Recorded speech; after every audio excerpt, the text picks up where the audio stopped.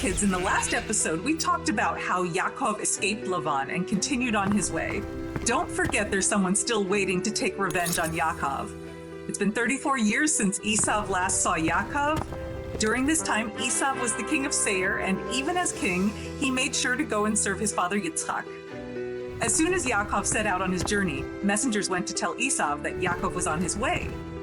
Esau thought to himself, now is the time to take revenge on my brother. Esau gathered 400 soldiers and set out. Yaakov was told that Esau was coming to meet him.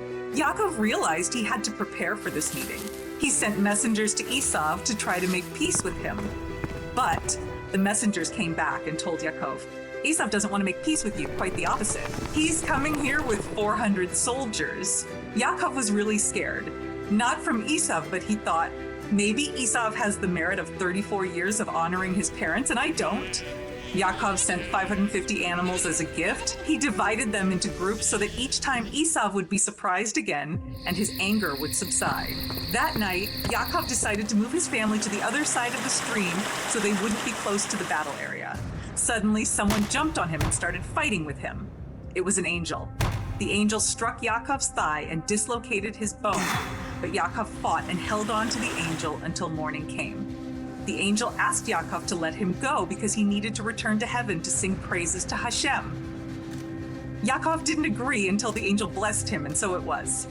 The angel told Yaakov that soon Hashem would reveal himself to Yaakov and change his name to Yisrael. Yaakov released the angel, and the angel returned to his place. The angels who were with Yaakov appeared as soldiers and went towards Esau in several groups. When they reached him, they started beating him until he said to them, I'm Yaakov's brother! And then they left him. That's how it was with the other groups too. Esau was startled and didn't understand how all these soldiers knew Yaakov. Now it was time for the meeting with Esau. Yaakov lifted his eyes and saw Esau. He bowed to him 7 times. And at that very moment, Hashem put love for Yaakov in Esau's heart. Esau immediately ran and hugged Yaakov, and they both cried. Esau saw all of Yaakov's family and the animals and asked, whose are all these? Yaakov said to him, these are the children that Hashem has given me as a gift. And at that moment, everyone started bowing to Esau. Esau asked, why did you send me these gifts? I wanted to make peace with you, Yaakov said. I don't need them, I'm rich. Yaakov insisted that he take them, and Esau indeed took the gifts. Esau suggested to Yaakov that they travel together. But Yaakov refused and said, I have small children and young livestock. I can't travel as fast as you, but I'll come after you to Seir. And they parted ways.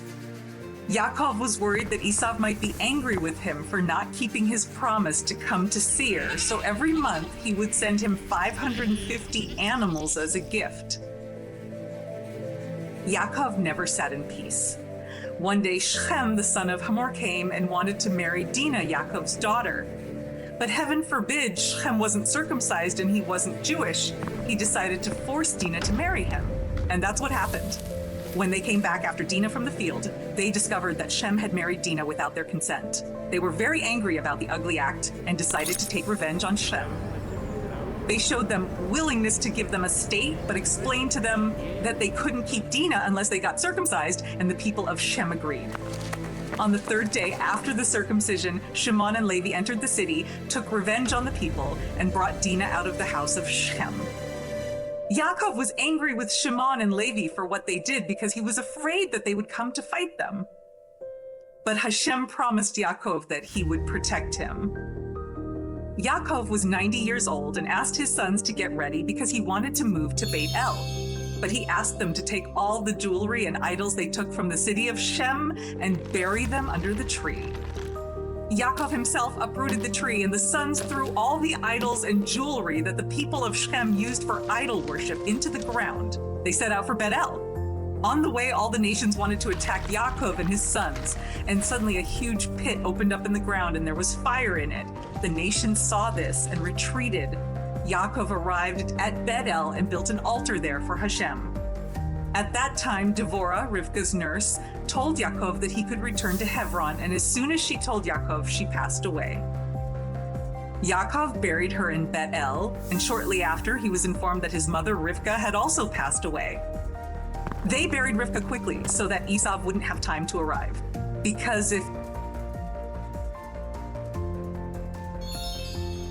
After that, Hashem appeared to Yaakov and changed his name to Yisrael as the angel had promised him. At that time, Rachel began to give birth and 2 daughters were born. She was very worried and asked, "Won't I have another son?" The midwives told her, "Don't worry, the 3rd baby is a boy."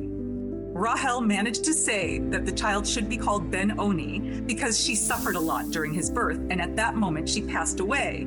Rachel was buried on the way to Bethlehem, so that throughout the generations, the Jewish people would pass by there from exile and stop to pray at Mother Rachel's grave, asking her to plead in prayer for her children.